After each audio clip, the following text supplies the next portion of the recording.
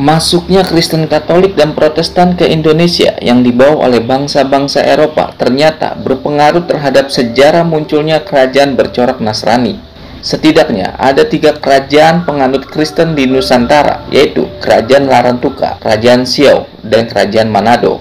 Pada abad ke-16 Masehi, bangsa Portugis dan Spanyol berlayar ke wilayah timur Nusantara dengan misi gold atau kekayaan, glory atau kejayaan, dan gospel atau penyebaran agama atau yang biasa disebut dengan 3G. Bangsa Portugis dan Spanyol membawa agama Kristen Katolik dalam ekspedisi penjelajahan samudra. Selanjutnya, ajaran Kristen Protestan dibawa para misionaris Belanda ke Nusantara pada abad ke-17. Tentunya, bangsa-bangsa Eropa tersebut memiliki andil penting dalam mempengaruhi sejarah ketiga kerajaan Kristen di Indonesia. Apa saja kerajaan tersebut? Simak videonya.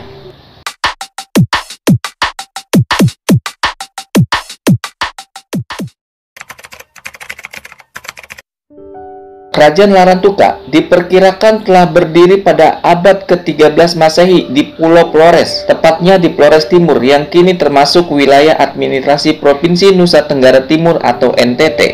Dahulu, kawasan yang kemudian menjadi wilayah Kerajaan Larantuka disebut dengan nama Nusa Dipa, artinya Pulau Ular atau Pulau Naga. Nama ini berasal dari istilah Sanskerta. Menurut Douglas Cameron dalam Three Countries of Conflict East Timor, Kerajaan Larantuka dahulunya bernama Atta Jawa, didirikan oleh pasangan Patigolo Arakian dan Watowele. Kerajaan Larantuka pernah ditaklukkan oleh Majapahit berdasarkan catatan Slamet Mulyana dalam menuju puncak kemegahan sejarah Kerajaan Majapahit. Imperium yang berpusat di Jawa Timur itu telah menguasai sebagian wilayah timur Nusantara, salah satunya adalah Kerajaan Larantuka. Kehadiran bangsa Portugis ke wilayah timur Nusantara pada abad ke-16 Masehi kemudian berhasil membuat masyarakat di Kerajaan Larantuka menganut agama Kristen Katolik. Pada masa kepemimpinan Si Rademon Pagumolang, Kerajaan Larantuka beraliansi dengan Portugis untuk bersama-sama melawan Belanda. Demikian tulisan Rosihan Anwar dalam Sejarah Kecil Petite Historis Indonesia 2004. Belanda alias POC yang datang belakangan ingin menguasai Larantuka. Perlawanan Larantuka dan Portugis berakhir pada abad ke-17 Masehi. Bangsa Belanda berhasil memaksakan perundingan pada tahun 1851.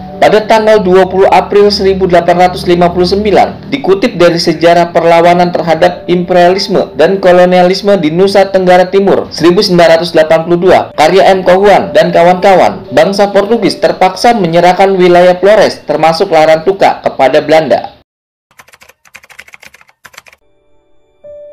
Kerajaan Siau didirikan oleh Lokombanua II pada tahun 1510 yang terletak di pulau sebelah utara kota Manado atau yang saat ini termasuk dalam wilayah administrasi Provinsi Sulawesi Utara. Menurut Alex John Ulean dalam bukunya Nusa Utara, dari lintasan niaga ke daerah perbatasan mencatat perkembangan Kerajaan Siau yang berakar dari Kerajaan Bautehu atau Manado Tua mempunyai ikatan genealogi dengan keturunan Medelu sangat dipengaruhi oleh kehadiran bangsa Portugis dan Spanyol. Kerajaan Siau menganut agama Kristen Katolik sejak tahun 1563. Awalnya raja yang bernama Pasuma dibaptis sehingga akhirnya seluruh rakyat mengikuti jejak kepercayaan yang dibawa oleh Peter Magalhães dari Portugis. Pada tahun 1677, Kerajaan Siau mengalami perubahan ketika Belanda datang yang juga berimbas ke sektor keagamaan. Bangsa Belanda yang menganut Kristen Protestan mendesak Raja Siau dan rakyatnya untuk memeluk agama mereka. Kerajaan Siau berusia cukup panjang, bahkan hingga Indonesia merdeka. Pada tahun 1946, kerajaan ini pernah diduduki oleh kaum pro-republik. Riwayat Kerajaan Siau berakhir pada tahun 1956 dengan Cahaya David sebagai pemimpin terakhirnya.